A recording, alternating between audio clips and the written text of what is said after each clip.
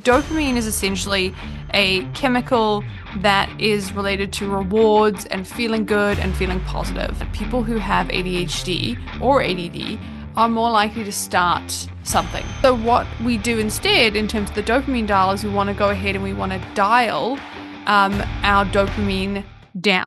Hey everyone, welcome back to the Landscaper's Guide podcast. Today I'm excited to have Skye Waterson. She's an ADHD researcher, coach, and founder of Unconventional Organization, which is a global practice that helps entrepreneurs with ADHD build systems that actually work for their brains. And by listening today, you're going to learn a tool called the Prioritization filter. So make sure you stay to the end and finish the podcast because Skye's got a lot of different tools. She's going to share one of them today. And she was actually diagnosed during her own doctorate. And she now hosts the ADHD Skills Lab podcast and works with founders worldwide. So today we're going to talk specifically about ADHD in the landscaping industry. And Skye, thanks so much for coming on the Landscaper's Guide. Thanks so much. It's great to be here. So tell us a little bit, where are you right now? Because we need to pick a specific time, and it's 3:00 Mountain Time in Colorado. Where are you, and what time is it there? Yeah, so I am in New Zealand. I am in New Zealand. It is 9 a.m. tomorrow for you. But I will say I mostly work with clients in the US, usually around the New York area, greater New York area. So I'm very familiar with your systems and That's time cool. zones. Yeah, that's just kind of a neat detail. We actually connected on Instagram, which is Mhm. pretty neat. And tell us a little bit about your background. Yeah, so I have an academic background. I never expected to be doing this job. I went through psychology and sociology and health, and I was doing my doctorate when I realized that I really struggled with some of the organizational systems and I was really burning out. So I went to my university's learning center and I said, look, just help me. Do I have dyslexia? Like, what's happening? And they came back and they said, yeah, we need you to get tested for ADHD, which was a really big surprise. And sure enough, I have ADHD, and that really threw me. It was about 2018, so it was early for like the widespread knowledge of ADHD we have today, and so it really made me go into the research, which is obviously what I was doing, and start researching what is this, how does it work, and then how does it work for people who are doing well but struggling. I think that's kind of the weird combo that you can have sometimes. And I started developing resources and systems based on what I learned in the research and started sharing that online. And that's really how I developed the business that I have today. And tell me a little bit, have you worked specifically with landscape professionals? Yeah, so I've worked. A lot of the work I do now is I am a mentor slash operator. So if you think of me as like a fractional mentor slash operator, I work with people who are in landscaping. I work with people who are in construction. I have clients in irrigation. Any of those sort of trades businesses, and particularly service businesses is the groups that I work with. And what we do is that we help you understand why there's that struggle, because we know from the research that people who run businesses are like, it's an order of magnitude. It's like 300 times more likely to be an entrepreneur. It's a lot. And 300 times more likely to have ADHD. Oh, wait. So entrepreneurs are 300 times more likely to have ADHD.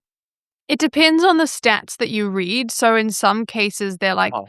50% more likely to try to become an entrepreneur. Some have it higher, some have it lower. But we know, like, when you look at the general population, you've got this sort of, 7 to 8, kind of percentage down there for ADHD.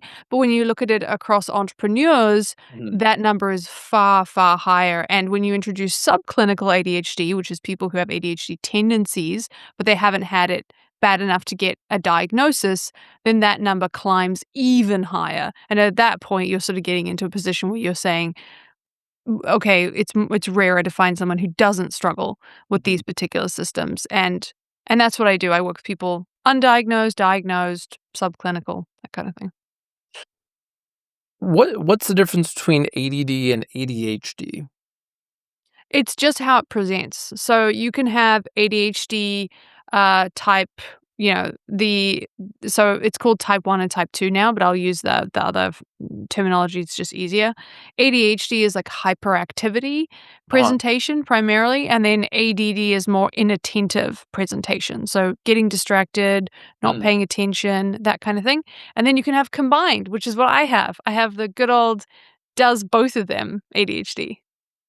And y why is it that so many entrepreneurs have ADHD? Why do you think that is? Is it because it's harder to work for other people because it's is that it? Or is it, I think there's gifts. I wanna talk about the bright side of ADHD, but I'm just curious, why do Yeah. you think that, whether it's 50 times or 300 times, like, Mhm. why? Yeah, so it's one of those situations. So basically, it's a combination, like you sort of hinted at here. When you look at the research, what we find is that people who have ADHD or ADD are more likely to start something entrepreneurial. They struggle with the scaling part, but they're more likely to start. And that starting has to do with impulsivity, which is a big part of ADHD, can also be, good because it means you jump on an opportunity, you jump on something before it really, you're like, how hard can it be? Let's do it. Like, let's just say, yep, I'll do this job, and now you've started something. It can also be creative thinking, outside of the box thinking, which is a strength of ADHD, really works in this environment. But then on the other hand, that creative thinking, that out of the box thinking isn't always appreciated in a workplace. And Mhm. so when you think about the structure of work versus doing your own thing, we just seem to be really well suited for the entrepreneurial life.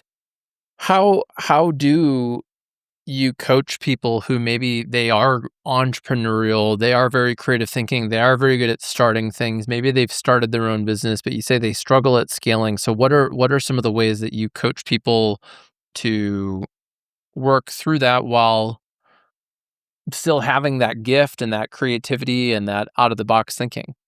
Yeah. So I will say I don't just coach people anymore, and I think that's an important Oh, distinction. oh, So okay. what I do is because you give people great advice and they're like, that's awesome, how do I do it? So what we do is we actually come in and I will work with the founder and sort of go through and say, okay, this is how your brain works, this is your particular issue. Sometimes there's specific issues, like I've had clients go from I can't send an email to pursuing leads, no problem, just by switching them to an audio to text system. Like little Mm, things like that can be really helpful. Um, and so I come in, I build them a flow of like, this is where you are here. This is what your business looks like when it's operationalized completely. And I take them through that process of standard coaching stuff. How does your brain work? What do you need? Trying to get everything out of their head as well about how their business works. Because for a lot of operators, especially in a space like landscaping, it's all in their head because they're doing it themselves. And then when it comes to, okay, we need you to hire your first person, then our team actually go through and help with that process. So if it's a local hire, we'll work with the recruiter, say we need a test project. There's a specific way that is very good for hiring in general and extra good for ADHD. So we take people through that process. And then once somebody's in your business, then we go, okay, now we know what you've been struggling with. We're going to teach you how to deal with it, but we're also going to start handing pieces of it off to this other person. And mm, that combination has been the most effective, especially with very, very, very busy entrepreneurs who really just want to work in their zone of genius. And so often it's about figuring out what that is.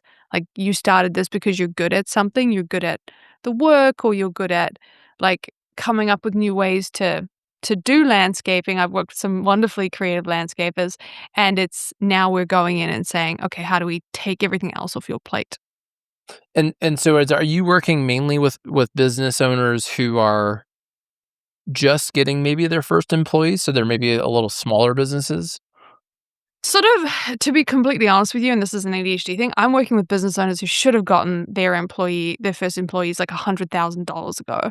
Like, I'm working with Okay. the business owners who are like, my business is, at the $1 million mark even, or maybe they've hired a couple of people, but it's just not working really well, Uh-huh. or they're scaling beyond what they can handle, but they've still been doing it for ages and they need to get off the tools and actually, you know, do other things.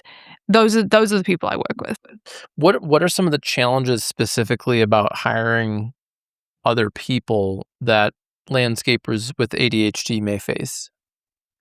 There's a big struggle with communication. So when we look at the research, what we find is that when you are somebody who has ADHD, the way that you communicate, just the physical like way that you talk Mhm. is not as it's not the same as the way someone who's more neurotypical. So someone who doesn't have ADHD or ADHD symptoms talks Uh-huh. to the point where an AI language model can distinguish someone who's got ADHD symptoms from somebody who doesn't just based on the way they talk. So even at that basic level, what that means is that the communication is really off. And so, what tends to happen as a result is when you look at the research, people find that if you talk to somebody else with ADHD, they get you. They're like A, B, F. Who cares about, C, D? We don't need Uh-huh. all those steps. And so you end up hiring other people who are like you because they think like you and they work like you and they're Mhm. happy to be in chaos. But now everyone's in chaos. Everyone likes chaos. No one's an operator because nobody's learned how to communicate with an operator. Hmm. So when you mentioned LLMs, I was thinking about how to use LLMs to translate things. I often feel like I'm a translator at my company, not necessarily between people who have ADHD. They may have it, they may not. I don't know. But I use AI to translate things, and then I will also use disc profile. So I may find that two of my employees are like I'm just seeing them not communicate, and I might upload both of their personality assessments to an AI tool and find ways to kind of translate to each other. So that's one of the ways I'm using it. Um, I was curious, what are some of the steps or things maybe people listening, they're like, "Yeah, that's me. I'm a really creative entrepreneurial person, and I do struggle with communicating with other people." What are some of the things maybe that listeners could try to improve that? Yeah, so the first one I'd say is the brief gap. So one of the things that will often happen is an entrepreneur will say they'll have some people on their team and they'll be like, right, we're going to we're going to do this new thing. It's going to be awesome. We're going to have a meeting. We're going to discuss it, and then we're going to make it. Do it, add it to the business. And so they'll come in. They'll be very enthusiastic. They'll have an idea. They'll say it. They think they've communicated it effectively to their team. Their team is kind of taking it on board. Okay, we'll think about it. Let's get it started. And then they'll come back in a couple of weeks and they will have built something that the owner, the person who started with this, is like, that isn't at all what I said. Like, are these guys good? Do they know what they're doing? And this can happen a lot. And so the thing that you can do, the real easy switch for this is that when you look at people who have ADHD symptoms, they're just not communicating in the detail that they need to. You're not going to be able to easily help them to do that unless they sit down and like talk to an AI for half an hour or write it down laboriously by themselves. What you need to do instead, so it's super simple. Before the meeting, they just need to send like a voice note or a quick email or a quick text message or something to the team with a high level outline of what they want to be set up in the business. And then when they have the meeting, the people that they're meeting with, whether it's one person or a group of people, needs to bring them things to react to. Like, okay, based on what you said, I made a really quick like outline of the flow. This is the kind of thing that I think it looks like. If we're doing a landscaping thing, like this is what I think you want me to do. I've like drawn it out, something very basic, like rough Uh-huh. as heck. And then that will give the owner way more information to be able to easily react to, and you get a much better process that way. So you're saying the owner would send something to the team ahead of time, like a Yeah, video or a voice memo, exactly. and giving those people some time to review it and then they meet. Yeah, exactly. Mm. It saves a ton of "Why doesn't my team understand what I'm doing?" frustration.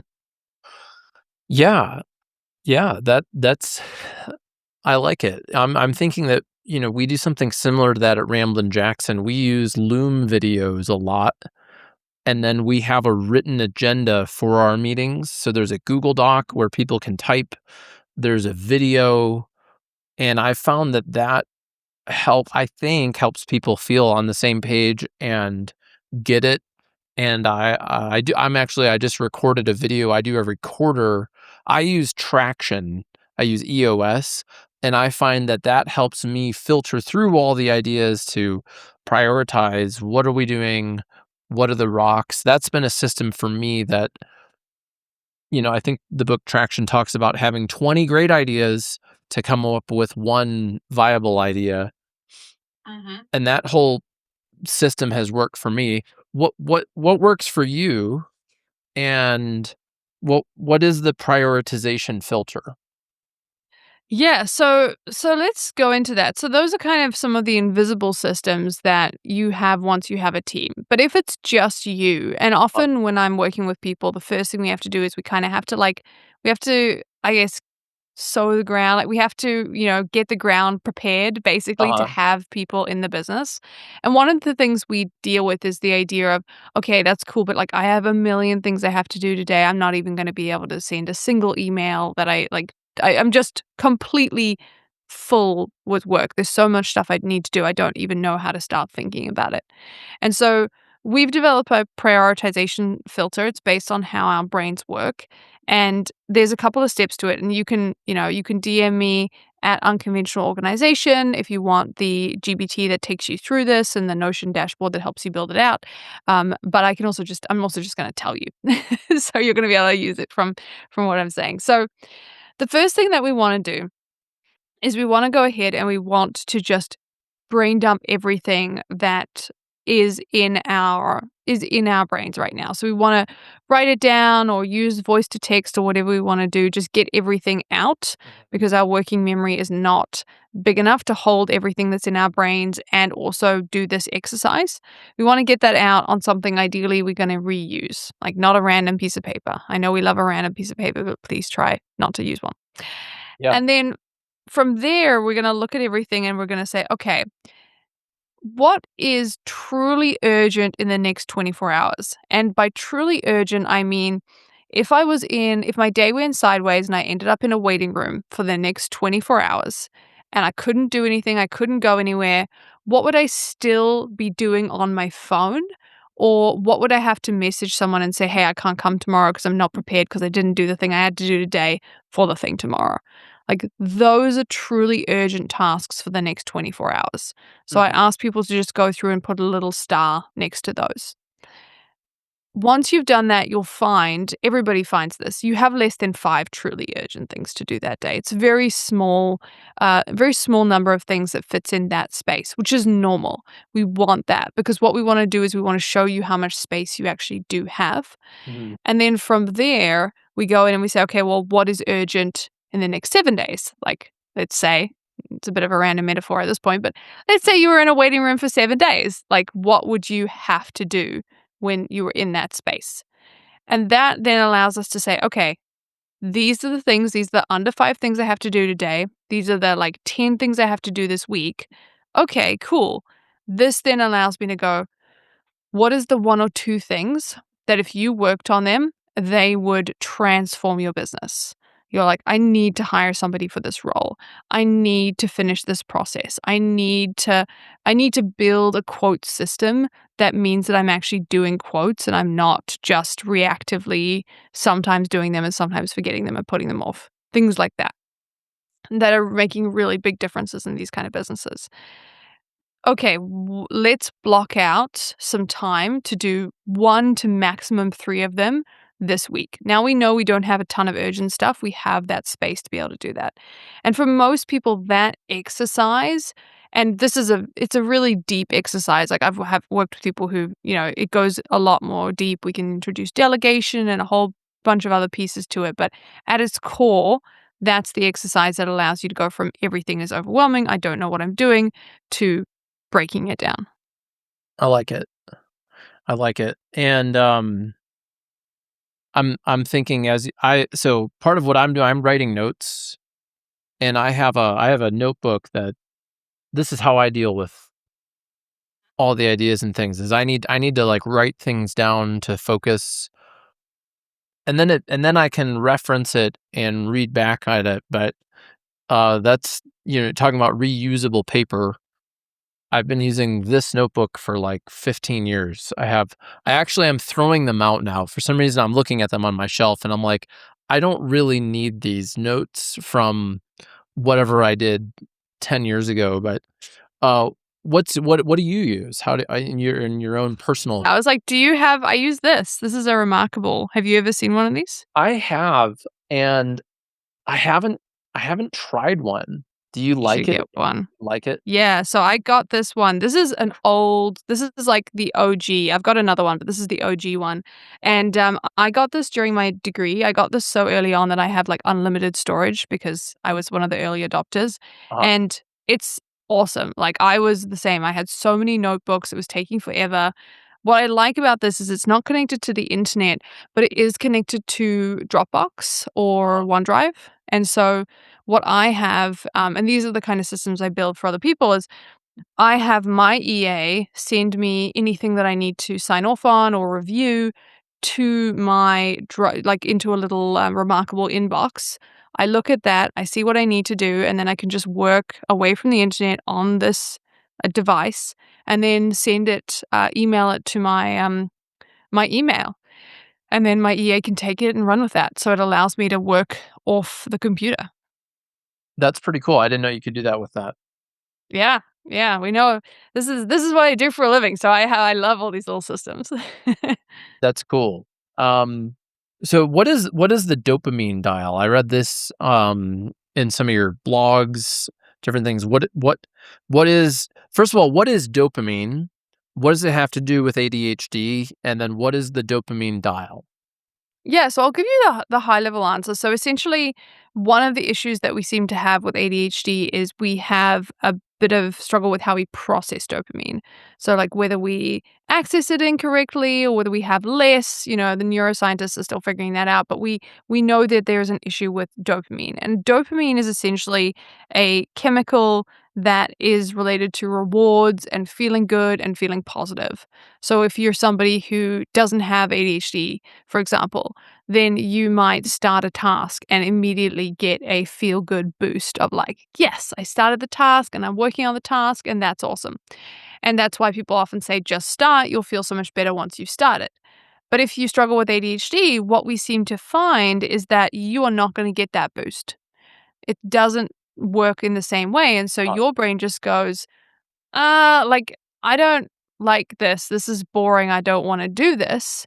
And then at the end, when you're supposed to feel like, yeah, and here's the reward at the end, which is tied to the thing you did, our brain just goes, and now I have to do this other thing, and that sucks too. So, like, it doesn't really connect, and the reward doesn't really connect.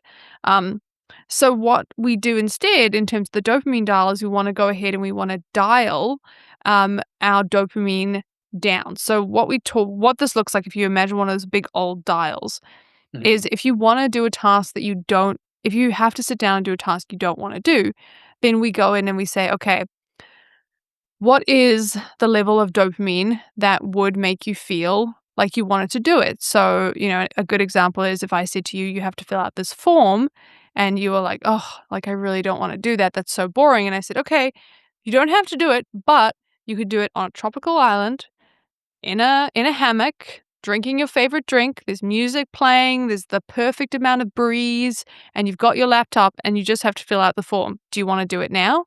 And for most people, the answer is going to be, yeah, that sounds like a holiday. Yes, I would like to do that now, please. Mm. And so we want to take that idea and go in and say, okay, what's the level at which you're going to want to do this? Like, what other things can we do? Can we do coffee shop? Can we do, you know, um, food is a thing that people talk about. We try to do less than that. Like, what is the environment? What is the sounds? What is the taste? What is the, things like that that's going to make you want to do it? And then we slowly move it down. So now you've opened the document, you're working on it, the coffee is finished, but you're still in the cafe, so that's kind of interesting. And then, you've got music on, but then maybe the music gets too annoying as you start working, and so you turn the music off, and now you're just in a cafe working.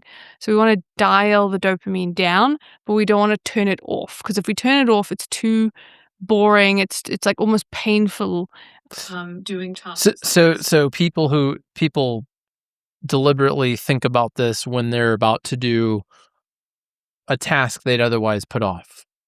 Yeah, yeah, I wrote about this because I didn't I we there was a conversation about dopamine detoxing, and Mm. I was like, "Oh, this just feels like punishment for people who are already struggling." Like, it doesn't necessarily like, I get why you wanna do it, but I'm not totally sure if this is a good idea based on the research. And so I wrote that article on the dopamine dial, on my Substack, and it went crazy. Like, I still get messages from people saying, "I've tried this, it really helped, like, I feel like I'm actually getting things done." So it's been very effective. What are your thoughts about ADHD medicine? I'll share my experience was being told you need to take this medicine, and I did around age 6. And then around in high school, I was like, "You know what? I don't like taking this. I don't wanna have to take something forever." And I'm not saying that medicine isn't right for some people. I know that I have a best friend who totally disagrees with me on this, and he's like, "Medicine is the key to helping me with this." So, I don't necessarily have a dog in the fight, but I'm just curious, what's your sense on it, and Yeah. are people over medicalized, and are they taught these other coping mechanisms, some of the things that you're talking about? It's a good question. So I don't take medication either. I just didn't, and then I had kids, so I didn't, and then I started this business, so I was like, "Well, let me be as ADHD as possible so I can, you Hmm. know, help other people with systems and strategies." So I don't take medication, but I know a lot of people who do, and, I personally feel like whatever works for you, whatever works for your family is gonna be right. But I see it as a suite of tools. So when we look at the research, for example, we look at, okay, what actually works for ADHD based on the research, we've got all of the studies. Mhm. One of the most effective things is exercise. Like, Yes. moving your body is based on the research, like, Mhm. studied over a long time, multiple systems. We're as close to saying exercise definitely helps as we can be in an academic sense. What about protein? I do not know about protein. I get asked about protein, I get asked about fiber, I get asked about guts, and that one I do not have an answer to.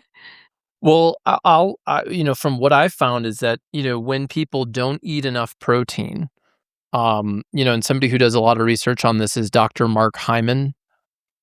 Do you know I don't know if you follow him at all, Yeah. but that's one of the key things that he focuses on, and I don't have one of his articles in front of me, but, that essentially that when people are protein deficient, it causes anxiety, depression, a lack of focus, all these other things that I found just when I focus on exercise and protein, my ability to focus, get things done, feel good is so much higher.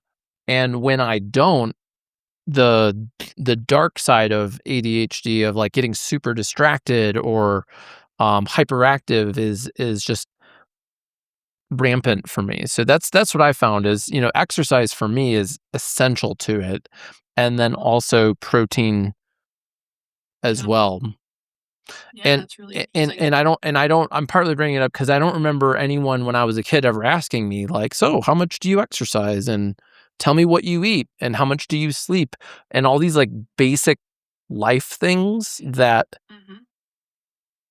contribute to if you have ADHD or whatever else going on, Yeah. making it so much worse. 100%, and that's one of the reasons I love working one-on-one with owners. I had an owner a couple of weeks ago, and he was, like, really stressed out, and he was like, "I think this business is I don't know, it's not good," and I knew the business was going well, and so we looked into it, and I was like, "You need to start moving more. Like, you have been in winter, you haven't been moving enough, and, like, I'm going to, like, send you a message every day to be like, "Hey, have you done it? Have you gone for a walk? Have you gone outside?" And 2 weeks later, he feels amazing. So, it is really crucial that you keep those baselines in mind for sure. So you just said something a minute ago, that you don't take medication for it because you said, "Let me be as ADHD as possible," and you grinned a bit. So tell me, like, what does that mean to you? I just mean that, for me, I don't drink coffee. I don't um I don't take medication, and I move, I exercise, I get sleep, I do all that kind of stuff, but Mhm. every time I am frustrated by my own ADHD struggles, it is a opportunity for me to figure out how to find a solution for these struggles. Like, most of the things I teach now, formerly as an academic and now as a business owner working with business owners, it's based on stuff that I have struggled with. And my husband, he has ADD, so we've been there, and that's part of the reason why what we do is so interesting to people. For you, being being as ADHD as possible is partly being creative. Is that what you're saying, I or is it I something would different? say I would say that it's like it's funny, no one's ever asked me this question. I would say that it is me understanding just how frustrating it is to want to do something and struggle with all of the executive functioning issues. I want to do it, but I have working memory. I have shiny object syndrome. I have, time blindness. Like, I have all of the things that we talk about with ADHD, and I don't have anything helping me outside of sleep and exercise to reduce that. So, if I am using systems and they are working, Mhm. that to me is an indication. So the way I do it is I research how ADHD works. I try these systems usually on myself first. Then I introduce them to my one on one clients as and when they're needed. And then I introduce them to the wider community in the podcast and things like that. So it allows that flow to happen. I love it.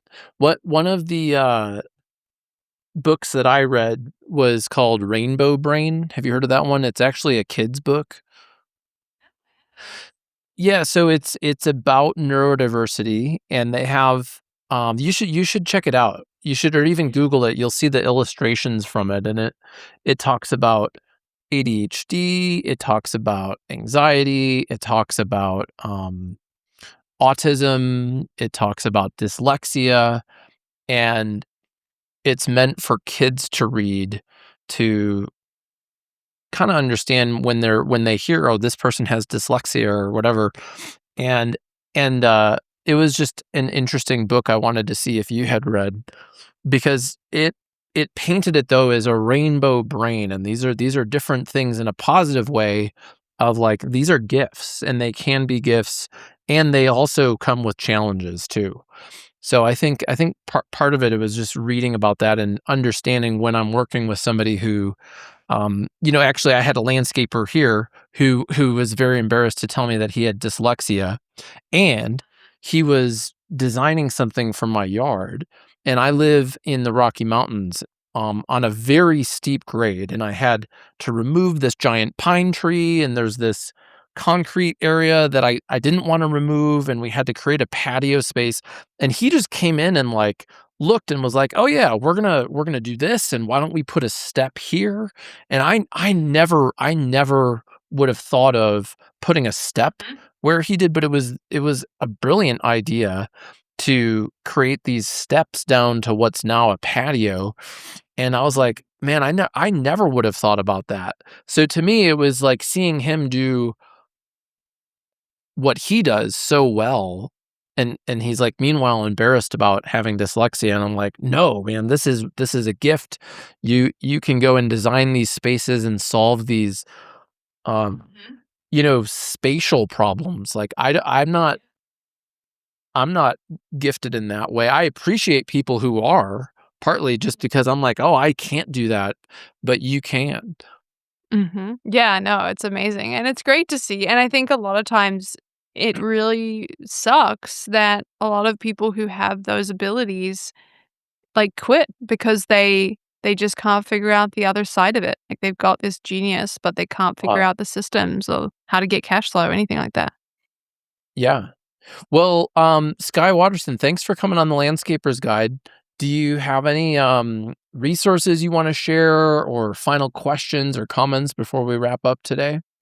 Yeah, yeah. Well, you can find me at Unconventional Organization, anywhere with you can find me with an S.